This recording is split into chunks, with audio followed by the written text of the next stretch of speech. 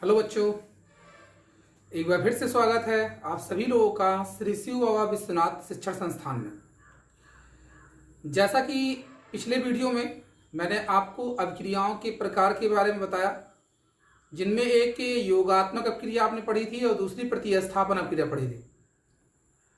उन अपक्रियाओं पर आधारित मैंने 2 प्रश्न दिए हुए थे और उन दोनों प्रश्नों को बखूबी बच्चों ने सॉल्व भी किया।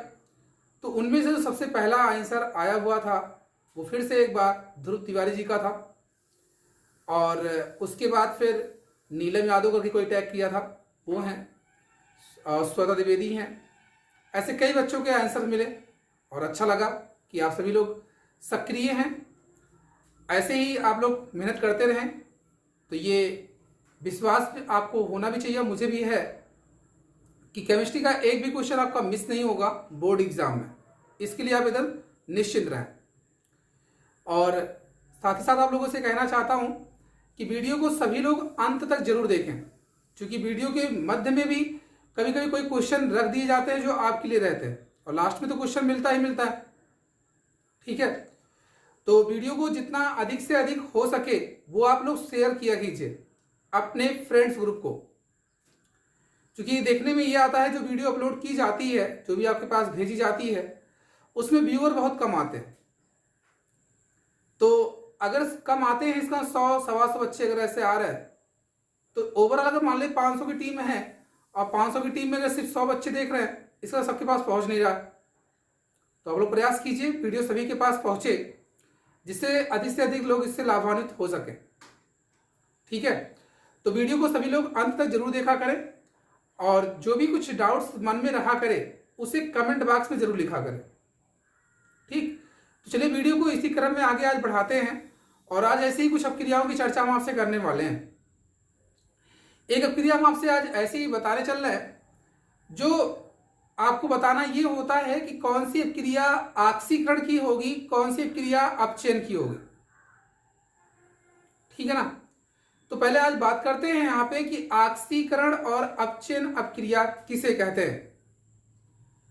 तो पहले इसकी चर्चा करेंगे आपसे, फिर उसके एग्जाम्पल भी दिखाएंगे हम। तो जिस तरह से आप सभी लोग जानते हैं कि जो ऑक्सीकरण और अपचयन, इनकी जो परिभाषा होती है वो 2 तरह से। एक तो प्राचीन में कहा जाए, एंशिएंट के रूप में, प्राचीन वाली पुरानी पद्धति के अनुसार, और एक मॉडर्न। जैसे आप सभी लोग देखिए, अभी जो एंगर हैं, एकदम अंग्रेज के हैं, वो सभी लोग एक पॉप सॉन्ग सुनना चाहते हैं, एक नए गीत को, और जो नए सिंगर होते हैं उनको पसंद करते हैं। और जो थोड़े से ओल्ड एज के हो गए तो थोड़ा सा सदाबहार गानों को सुनना पसंद करते हैं। तो सबकी अलग अलग पसंद है, सब लोग पसंद भी करना चाहते हैं। तो उसी तरह से इसमें भी परिभाषाएं जो हैं वो भी कई आधार पर एक्सप्लेन किए गए हैं। तो उनमें से आप सुनिए इसको, अगर अच्छे लगे जो भी आपको, वो आप लिख सकते हैं एग्जाम में, दोनों ही आपका वैल्यूएबल होगा। पहले हम यहाँ पे जो डिस्कस करने चल रहे हैं वो पुरानी अवधारणा के अनुसार बताने चल रहे हैं। पुरानी अवधारणा के अनुसार ऑक्सीकरण और अपचयन की परिभाषा आपको जाननी है। तो देखिए यहाँ पे कहता क्या है। ऑक्सीकरण आपको बता रहा था मैं, ऑक्सीकरण, ऑक्सीडेशन,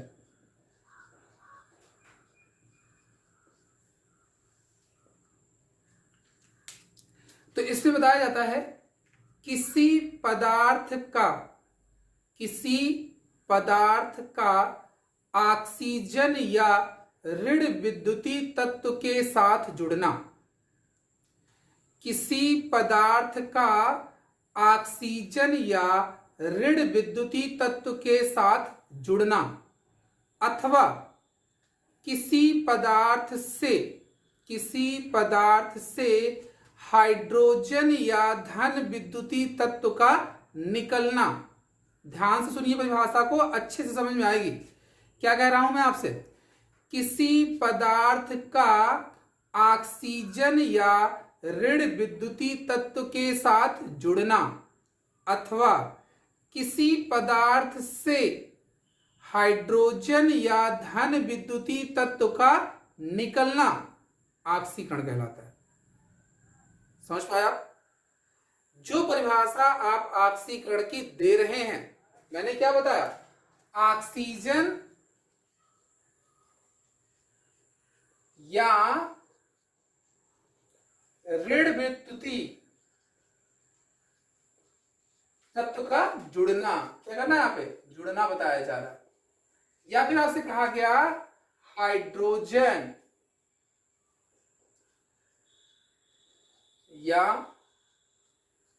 धन विद्युतीय तत्व का निकलना, क्या निकलना, क्या कहलाएगा, ऑक्सीकरण कहलाएगा। परिभाषा एक बार वीडियो को पॉज करके बढ़िया से फिर रिवाइज करिए, मन में याद हो जाए तो अपनी कॉपी में नोट कर लीजिए।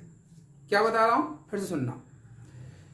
किसी पदार्थ का ऑक्सीजन या ऋण विद्युतीय तत्व के साथ जुड़ना अथवा किसी पदार्थ से हाइड्रोजन या धन विद्युतीय तत्व का निकलना कहलाता है ऑक्सीकरण। यदि आपको ऑक्सीकरण की परिभाषा आ गई है तो अपचयन तो 100% है, आना ही आना है।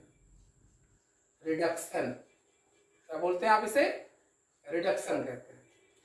अब करना क्या है, जो परिभाषा आपने ऊपर बताई उसी को याद करना है, बस थोड़ा सा चेंज।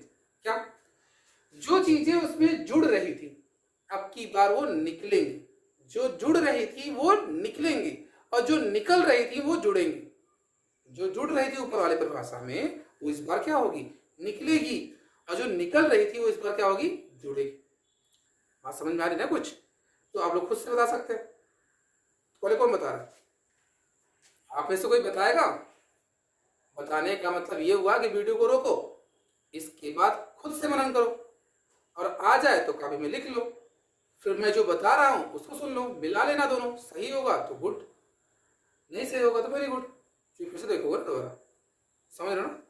हाँ देखो क्या बता रहा था आपसे कि किसी पदार्थ का हाइड्रोजन या धन विद्युतीय तत्व के साथ जुड़ना, इस बार मैंने कहा जो निकल रहा था कि वह जुड़ेगा, अथवा किसी पदार्थ से ऑक्सीजन या ऋण विद्युतीय तत्व का निकलना क्या कहलाता है, अपचयन। परिभाषा को एक बार अच्छे से सुनिए सभी लोग, और सुन करके फिर अपनी कॉपी में नोट करिए बढ़िया से, ये सबको याद होना चाहिए। ठीक, देखिए एग्जांपल, कार्बन लिया मैंने, ऑक्सीजन बना क्या, कार्बन डाइऑक्साइड। मैंने यहां लिखा क्या, कार्बन का ऑक्सीकरण। क्या लिखा, कार्बन का ऑक्सीकरण। समझ पा रहे हैं। देखिए फिर से, किसी पदार्थ का ऑक्सीजन या ऋण विद्युतीय तत्व के साथ जुड़ना क्या कहलाता है, क्या कहलाता है, ऑक्सीकरण ना। ये तो हो रहा है यहाँ पे, कार्बन में जुड़ रहा है ना, समझ पा रहे हैं। अब ऐसे देखिए दूसरा,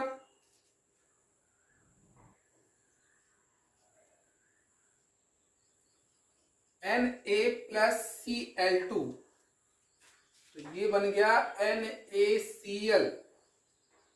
अब देखिए क्लोरीन जो होता है वो एक ऋण विद्युत तत्व है, तो इस ऋण विद्युत तत्व को कौन जोड़ रहा है अपने में, सोडियम जोड़ रहा है, तो यहां पे मैंने लिख दिया सोडियम का ऑक्सीकरण। समझ रहे हैं ना आप। तो इस तरह से आप डिफिनेशन बना भी सकते हैं और लिख भी सकते हैं। ऐसे चेक करो दूसरा, H2+Br2। अब मैंने क्या कहा आपसे, किसी पदार्थ का हाइड्रोजन या धन विद्युतीय तत्व के साथ जुड़ना।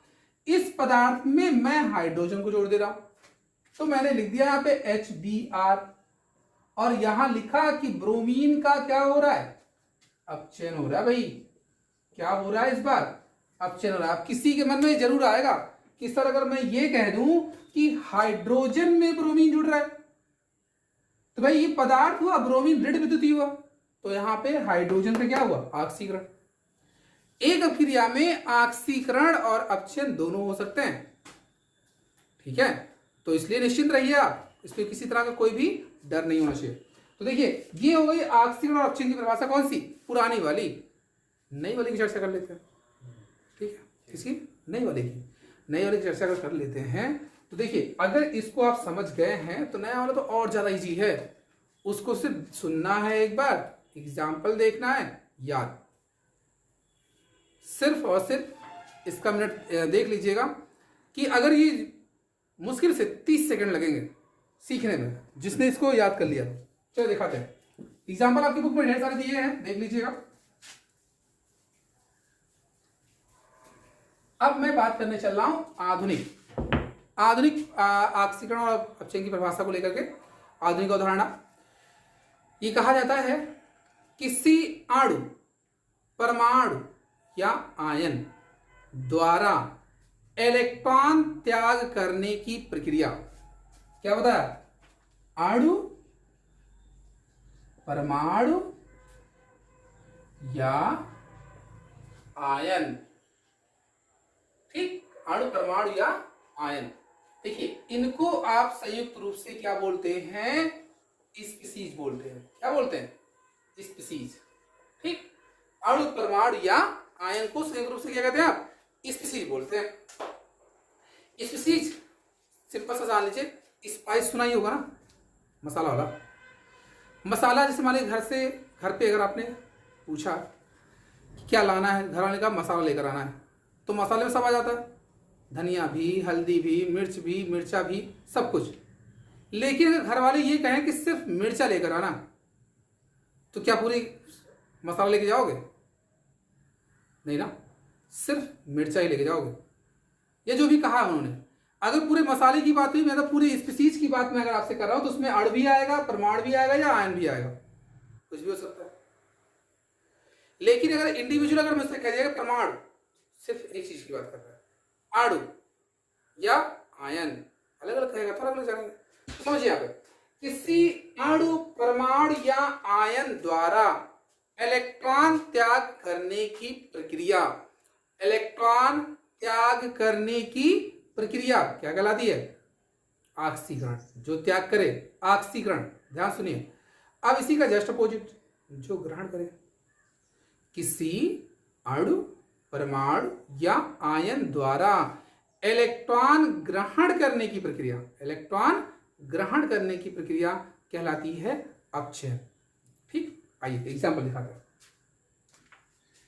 ये Zn है, zinc, Zn2 positive plus 2 electrons. क्या किया इसने? इलेक्ट्रॉन्स निकाल दिए। जिसने इलेक्ट्रॉन निकाले, जिसने इलेक्ट्रॉन लूज किए हैं, जिसने इलेक्ट्रॉन त्याग किए हैं, जिसने इलेक्ट्रॉन बाहर निकाले हैं, वो क्या कहलाएगा? उसका ऑक्सीकरण। क्या होता है? ऑक्सीकरण होता है। जो इलेक्ट्रॉन त्याग करे उसका ऑक्सीकरण। और जो इलेक्ट्रॉन ग्रहण करे, देखिए जैसे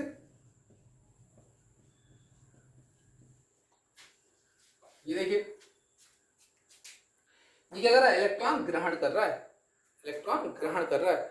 जो इलेक्ट्रॉन ग्रहण करेगा उसका अपचयन हो रहा है, जो इलेक्ट्रॉन त्याग कर रहा है उसका ऑक्सीकरण होगा। तो एक छोटा सा सेंटेंस है, याद रखना आप लोग।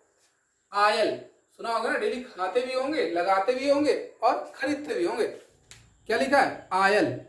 आयल क्या है? ऑक्सीडेशन इन लॉस। ऑक्सीडेशन में लॉस होता है। किसका लॉस होता है? इलेक्ट्रॉन ही तो होगा, इलेक्ट्रॉन ही तो लॉस होता है। यहां रुपया पैसे की बात तो होगी नहीं कि शैलेंद्र सर जी पढ़ा रहे हैं तो यहां रुपया लॉस करवाएंगे, वैसे नहीं है। इस टाइम देखिएगा, इस टाइम कभी नहीं देखा। मतलब क्या बता रहा हूं? ऑक्सीडेशन इन लॉस। ऑक्सीडेशन में क्या होता है? लॉस होता है। किसका लॉस होगा? इलेक्ट्रॉन का। दूसरा है रेज। रेज रिडक्शन। क्या? Reduction in gain. अपचयन में ग्रहण करता है, प्राप्त करता है। तो एक क्या है? Oxidation in loss, reduction in gain. समझ रहे हो ना? रिडक्शन की बात होगी तो ग्रहण करने की चर्चा, और ऑक्सीडेशन की बात होगी तो लॉस करने की, मतलब लूज करने की। ये बात समझ में आ रही है सभी को? चलिए, ये समझ गया। अब बात यहीं पे कर लेते हैं। एक अपक्रिया से पूछी जाती है रेडॉक्स अपक्रिया। क्या पूछी जाती है? रेडॉक्स अपक्रिया। एग्जांपल आप लोग अपनी बुक में देखिएगा, ढेर सारे मिलेंगे। जो एग्जांपल जिसको समझ में नहीं आएगा वो हमारे दिए गए व्हाट्सएप नंबर पर क्या करेगा? मैसेज करेगा। इसके बाद अगर नहीं आता है तो नीचे इस वीडियो के लास्ट में कमेंट बॉक्स में आप अपनी अपनी प्रतिक्रिया लिखिएगा जरूर। जो भी कुछ दिक्कतें होती हैं, जो भी कुछ आपको बताना है, कुछ भी अगर वीडियो में संशोधन करना हो, मुझे उसके लिए एडवाइस देना हो तो भी बताइएगा। छोटे हैं तो क्या हुआ, कुछ ना कुछ तो अच्छा सीखने को मिलेगा ही आपसे। हाँ, बात कर रहा था रेडॉक्स की। किसकी? रेडॉक्स। बहुत ही अच्छी अपक्रिया, अगली क्लास में मिलेगी आपको रेडॉक्स। देखिए, इसको मैं इसी नेम से ही एक्सप्लेन करना चाहता हूं और बहुत ही इजी डिफिनेशन इसकी आप लोग खुद बता सकते हैं मुझे। देखो, RED लिखा है। क्या लिखा है? RED, आधा भाग है किसका? रिडक्शन का। किसका? रिडक्शन का। और OX, कोई ये नहीं कहेगा बैल वाला है, ये ना बैल वाला नहीं है, ऑक्सीडेशन वाला पार्ट है, ऑक्सीडेशन। और ये दोनों सेंटेंस मिले किसमें? रिडक्शन तो मिले। परिभाषा बता दो जल्दी से, क्या होगी? ऐसी अभिक्रिया जिसमें ऑक्सीकरण और अपचयन दोनों एक साथ होती है। ऐसी अभिक्रिया जिसमें ऑक्सीकरण और अपचयन दोनों एक साथ होती है उसे आप कहते हैं रेडॉक्स अभिक्रिया। क्या कहते हैं? रेडॉक्स अभिक्रिया। समझ पा रहे हैं? ऐसी अभिक्रिया जिसमें ऑक्सीकरण और अपचयन दोनों एक साथ होती है, दोनों एक साथ होती है, ऐसी अभिक्रिया को क्या बोलते हैं आप? रेडॉक्स अभिक्रिया बोलते हैं। क्लियर हो रहा है? एग्जाम्पल देखिए, SN2 positive, Fe3 positive gives out SN4 positive plus Fe2 positive. ध्यान दीजिए, जो इलेक्ट्रॉन लूज करता है उसके ऊपर धनावेश बढ़ते जाते हैं, जो इलेक्ट्रॉन गेन करता है उसके ऊपर या तो ऋण आवेश बढ़ेंगे या फिर धनावेश कम होता जाएगा। ठीक, देखिए इसकी बात सुनो, 2 प्लस थे, यहाँ 4 प्लस हो गए। इसका मतलब 2 इलेक्ट्रॉन इसने और त्याग किए। ठीक है, 2 इलेक्ट्रॉन और त्याग किए। वो 2 करे या 200 करे, मुझे तो बस इतना देखना त्याग कर रहा है कि नहीं कर रहा है। जब त्याग वो करेगा तो देखिए यहाँ पे क्या हुआ? ऑक्सीकरण हुआ भाई। क्या हुआ? ऑक्सीकरण हुआ। और ये देखो 3 प्लस था, 2 प्लस हो गया, 1 इलेक्ट्रॉन ग्रहण किया ऋण आवेश वाला। जब ऋण आवेश होता है इसका मतलब 1 ऋण आवेश इसने ग्रहण कर लिया, तो भाई 1 धनावेश तो खत्म होगा, बचा कितना? 2 ही। तो इसने इलेक्ट्रॉन ग्रहण किए हैं, जो इलेक्ट्रॉन ग्रहण करेगा उसका क्या होगा? क्या होगा? बोलो जल्दी से। अपचयन होगा। क्या होगा? अपचयन होगा। समझ में आ रहा? चलिए, ये तो समझ गए आप। अब इसी के साथ साथ आपका आता है एक ऑक्सीकारक और अपचायक। क्या आता है? ऑक्सीकारक और अपचायक। बहुत बड़े क्वेश्चन पूछा भी गया है बोर्ड में। ऑक्सीकारक और दूसरा क्या पूछा जाएगा? अपचायक। ऑक्सीकारक पदार्थ और अपचायक पदार्थ, oxidising agent and reducing agent. ठीक है, तो देखिए सिर्फ इसी से बताना है। अभिक्रिया में जिस पदार्थ का ऑक्सीकरण होता है, अभिक्रिया में जिस पदार्थ का ऑक्सीकरण होता है उसे आप कहते हैं अपचायक पदार्थ। क्या कहते हैं? अपचायक पदार्थ। ध्यान से सुनिए, अभिक्रिया में जिस पदार्थ का ऑक्सीकरण होता है उसे अपचायक कहते हैं। तो जिसका अपचयन होगा उसे क्या कहेंगे आप? बोलो जल्दी से। उसे क्या कहेंगे? ऑक्सीकारक कहेंगे भाई। अपक्रिया में जिस पदार्थ का ऑक्सीकरण होता है उसे आप बोलते हैं अपचायक, जिसका अपचयन होता है उसे कहते हैं ऑक्सीकारक। तो बस आज के लिए इतना ही रखते हैं इसमें, और जितना आज आपको बताया है इसको अपनी कॉपी में अच्छे से नोट करिएगा। कुछ भी अगर दिक्कत होती है तो नीचे कमेंट बॉक्स में सुंदर अक्षरों में लिखिएगा जरूर। इस वीडियो को अधिक से अधिक शेयर करो। साथ ही साथ ये लाइक वाला बटन आप लोग भूल गए, दबा दिया करा। अगर अच्छा लगे तो, ना अच्छा लगे तो कोनो बात ना हुआ, ठीक है ना? अच्छा लगे तो भाई वाला दबा दिया करा, ठीक, ठंगा वाला। चला बस ठीक ठाक, समझ में आया तो बढ़िया है, ना समझ में आया और बढ़िया है, दोबारा पूछूंगा फिर।